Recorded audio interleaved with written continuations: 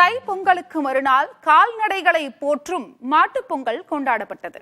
மறைந்த முன்னோரை போற்றும் நாளாகவும் இது கடைபிடிக்கப்படுவதால் அவர்களுக்கு அசைவ உணவு படையலிடுவதற்காக இறைச்சி கடைகளில் கூட்டம் அதிகரித்து காணப்பட்டது.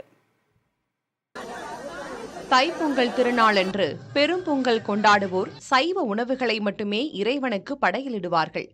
அதற்கடுத்த மாட்டுப்பொங்கல் என்று முன்னோரை வணங்கும் நாளாகவும் கடைபிடிக்கப்படுகிறது. இதற்காக அசைவ உணவுகளை முன்னோருக்கு படைத்து உண்பது பல வீடுகளில் வழக்கம். அந்த வகையில் தூத்துக்குடியில் பொங்கல் நாளன்று நள்ளிரவு முதலே இறைச்சி கடைகளில் கூட்டம் அதிகரித்து காணப்பட்டது. தூத்துக்குடி வஉசி சந்தையில் உள்ள இறைச்சி கடைகள் மற்றும் மாநகரின் பல்வேறு பகுதிகளில் உள்ள இறைச்சி கடைகளில் மக்கள் இறைச்சிகளை வரிசையில் நின்று வாங்கிச் சென்றனர்.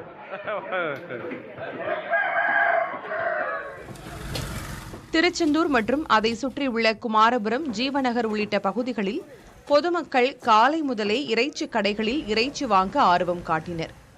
ஆட்டுக்கறி 1 கிலோ 900 ரூபாய் முதல் 1000 ரூபாய் வரை விற்பனை செய்யப்படுகிறது. அதேபோல் கோழிக்கறி 220 முதல் 250 ரூபாய் வரையில் விற்பனை செய்யப்படுகிறது.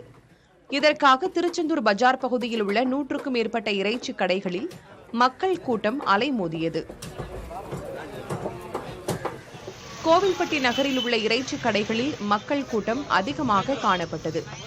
பண்டிகை கால விலை ஏற்றத்தை தவிர்க்க சில குடும்பத்தினர் ஆடுகளை வாங்கி பங்கு கறி போட்டனர். மீன் விற்பனையில் களை கட்டியது.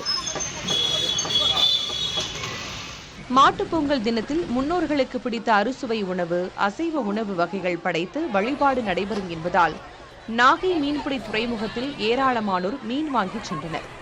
அக்கரைப்பேட்டை மீன்பிடி துறைமுகத்தில் மீன் வாங்குவதற்காக நாகை நகர் பகுதி மட்டுமின்றி நாகூர், சிக்கல், கீழ்வேலூர் மற்றும் திருவாரூர், தஞ்சாவூர் உள்ளிட்ட பல்வேறு மாவட்டங்களில் இருந்தும் ஏராளமானோர் குவிந்தனர். இதேபோன்று 25 மீனவ கிராமங்களிலும் அந்தந்த கடற்கரை பகுதிகளில் மீன் வாங்குவதற்காக மக்கள் பெருமளவு குவிந்தனர். இறைச்சி விற்பனை கடைகளிலும் கூட்டம் அதிகரித்து காணப்பட்டது. கடலூர் மீன்பிடி துறைமுகத்தில் அரியலூர், பெரம்பலூர் மற்றும் புதுச்சேரியிலிருந்தும் சிறு வியாபாரிகளும் பொதுமக்களும் மீன் வாங்க குவிந்தனர். ஆனால் போதிய அளவு மீன் வராத காரணத்தினால் மீன்கள் விலை அதிகமாக இருந்தது. குறிப்பாக பாறை கிலோ 350 ரூபாய்க்கும், காணங்கத்தை 200 ரூபாய்க்கும், வஞ்சரம் 900 ரூபாய்க்கும், வவ்வால் 700 ரூபாய்க்கும், சங்கரா 400 ரூபாய்க்கும் விற்கப்பட்டது.